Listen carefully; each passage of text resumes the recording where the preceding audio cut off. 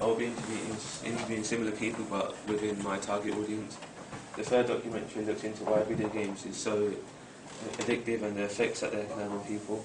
I'll be using Vox Pop's statistics in the same way this documentary is.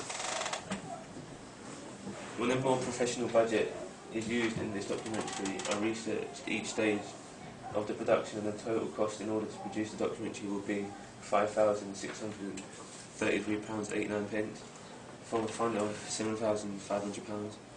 However, realistically, the documentary will not cost as much because of several factors.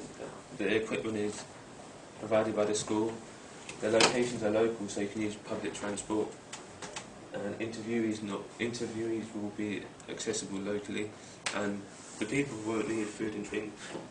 So overall, a large amount of money will not be needed to use locations as locations can be travelled by land and transport and the equipment provided is free. Just going on the classroom, do you feel my documentary will appeal to the given target audience? Yeah, I believe it will, because of obviously everyone our age plays games. So. Yeah.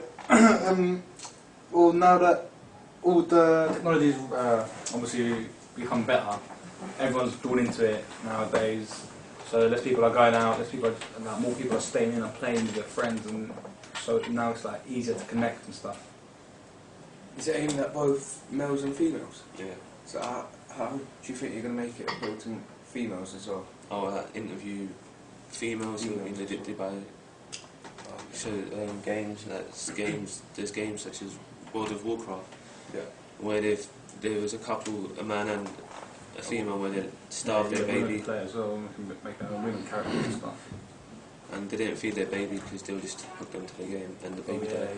Yeah. I think it will appeal. Both audiences playing.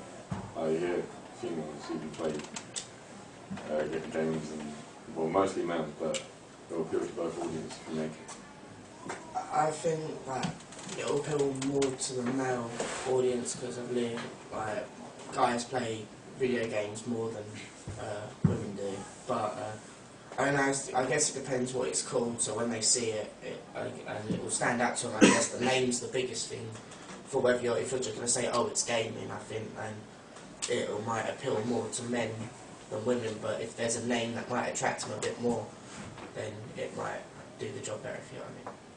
Yeah, I think it appeals to both males and females, but I think it appeals to more males, so I think we need to make it appeal to females as well.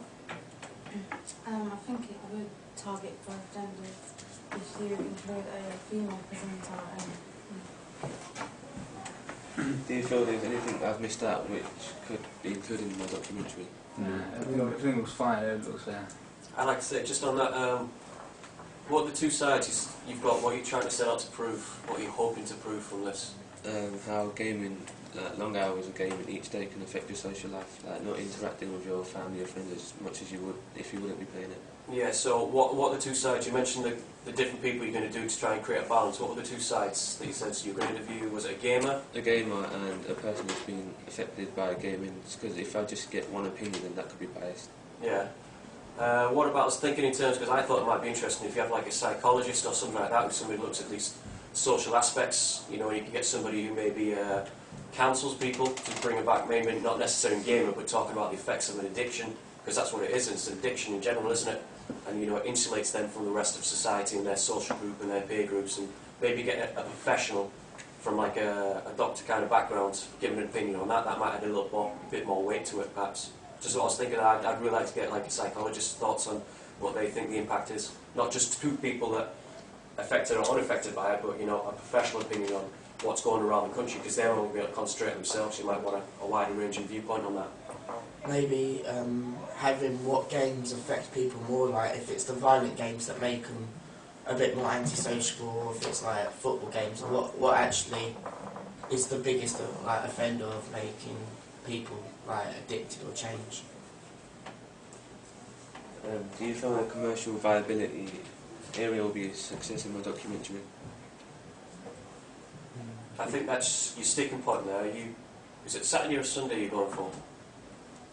Well, Saturday.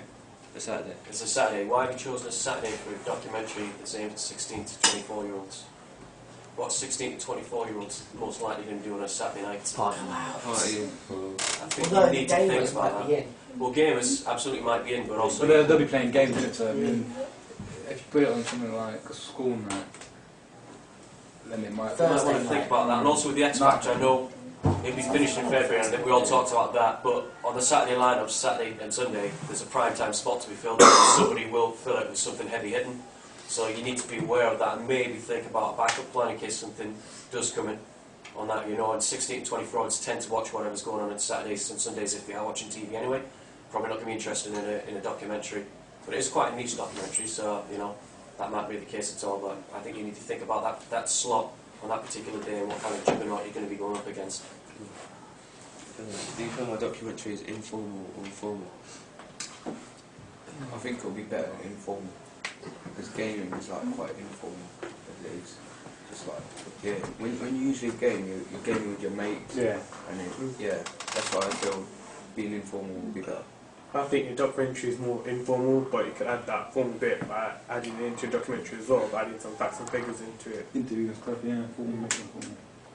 Yeah, you mentioned at one point about the lack of professionalism, I think, in the other documentaries I've seen. You said you also could be a little more professional, but you need to say or to specify how it's going to be more professional, because a lot of it, from what it looks like, it's going to be either vox pops or interviews, and then it's going to cut back to you in your bedroom. And how professional is that going to look? Does that make you appear that you're part of the game fraternity? In which case, it might seem like there's a bias in there. If you're sat and there's loads of games constantly behind you, and you look like an avid game player, then people might perceive that it's kind of like, okay, you've got a very biased viewpoint of this. I don't feel approaching this from a really unbiased, neutral aspect, you know.